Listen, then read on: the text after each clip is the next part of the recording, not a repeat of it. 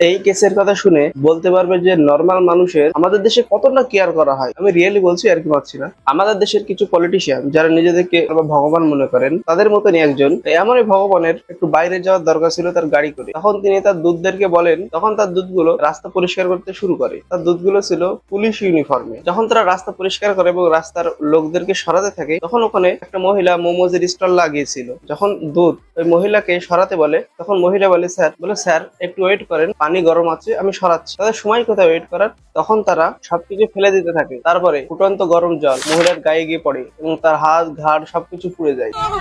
একবার बताते तो सही। सर उस दिन रोज की तरह मैं काट लगाई थी और स्टीमर में पानी गर्म ही हो रहा था मोमोज का।